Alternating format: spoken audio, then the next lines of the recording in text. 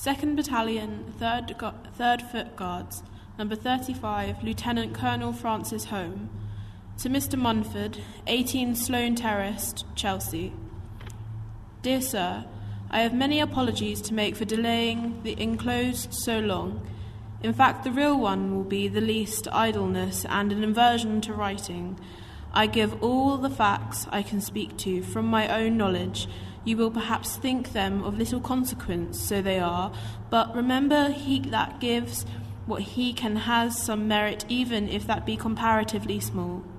I am happy to find Sir George would have been of use to you. I know he can give a kind of information most desirable and important than in whatever relates to his own department. I remain, dear Sir, most truly yours, Home. The first shot that was fired on the 18th was by the English, and from the guns in front at the right of our centre. It was exactly 11:30, and it was directly against a large column of the enemy, which had formed at the distance of about 1,200 yards, and was advancing against Hougoumont. There were 15 guns, 9 powders on the spot, and the effect from them, even at the distance, was tremendous. Large openings were instantly formed in the column, into which almost every shot fell, and before the guns could be relayed, it had halted and retired under a rising ground for the shelter, thus breaking the order of this first attack. Lord Wellington observed me say our guns were so well served, very pretty practice indeed. It was above a quarter of an hour after this before the French had reformed their columns and brought up about 30 pieces of artillery against ours. The effect from them was so from a long time of no consequence against our guns and a front line. They had not gotten our range, and firing rather high, their first shot flew over us, where they got pretty near our elevation, and although our troops were well sheltered and cannonade did considerable devastation. Among the officers killed by this was L.T. Simpson of the 3rd Guards, whom a ball hit when lying on the ground when his company and dreadfully lacerated. He, however, remained perfectly sensible and aware of this situation. His only request, then, was to be put on the pane, but live till the evening. The troops had occupied Hougoumont on the evening of the 17th. In the night was an alarm. The light companies of the 2nd Guard Brigade under Colonel MacDonald were sent down there. They were reinforced by the 2 companies of the 1st Brigade under Lord Sultan, who occupied the orchard. About 11 o'clock, a battalion of the Nassau troops were sent down as a reinforcement to Colonel MacDonald. These at first may have been about 600 strong, but after the first hour there was not one of them to be seen. They had all vanished. Other reinforcements were at intervals sent down from Sir Byne Brigade until at least the whole of the 3rd Regiment and 8 companies of the Coldstream were employed in or near to Hougoumont. The whole force employed there at any one time never exceeded 1,200 men. The French, having reformed their troops, come down to the attack, forming what is called a double shield of sharp shooters. They got possession of the wood, but were chased out by the attack and charged by the light companies under Colonel MacDonald. In this, many officers were wounded.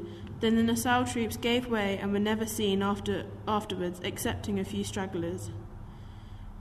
The French at least compelled our light troop to return into the house, and they followed so close that got into the courtyard, and some killed there.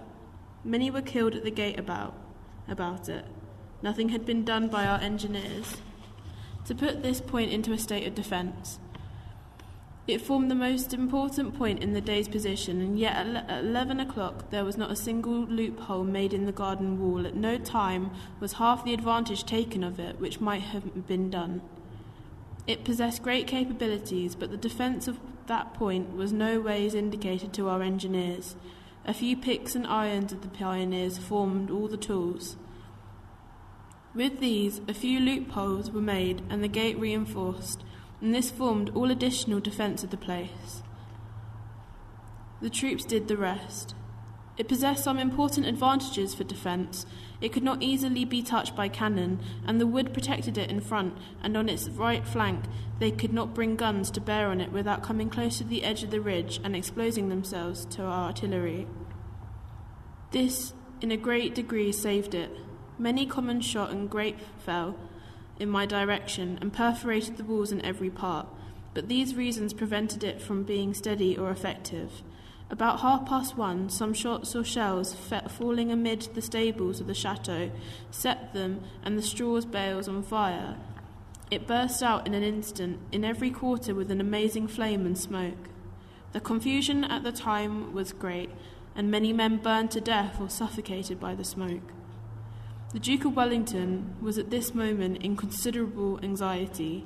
He sent Lieutenant Colonel Hamilton, then aide-de-camp to Sir E. Barnes, to the chateau, with orders to keep it to the last, and if that could not be done from the fire, as to occupy the strong ground on the right and rear, and defend it to extremity.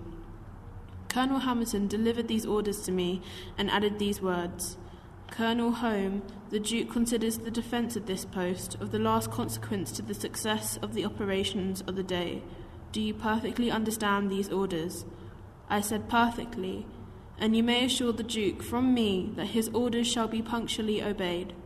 The fire was gradually extinguished, and about 2:30, Colonel Hepburn arriving with some fresh troops, things got again into good order, and after that no very violent attack was made upon this post, but only a sharp firing kept upon it by the light troops until about 6 in the evening, when an attack being made along our whole line, the enemy turned the left of the orchard and pushed the troops there back upon our right.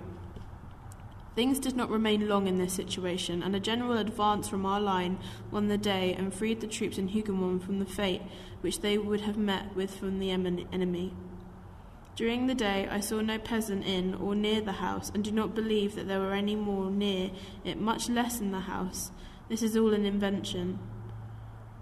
The only living things about were a few stalled calves, which were killed, I suppose, by the men in the afternoon. They had disappeared, and a flight of pigeons, which in the evening returned to their house, which stood in the middle of the court, and which escaped the fire, and this in spite of the firing, and the burning materials all around went quietly to the roost. These furnished an excellent supper, roasted on ramrods over the burning rafters, to several of the officers, this being the first food some of them had tasted for 2 days. Early in the day, the house itself, by some means, had been set on fire at the roof, and the burning embers falling on the floor would soon have communicated to the whole building.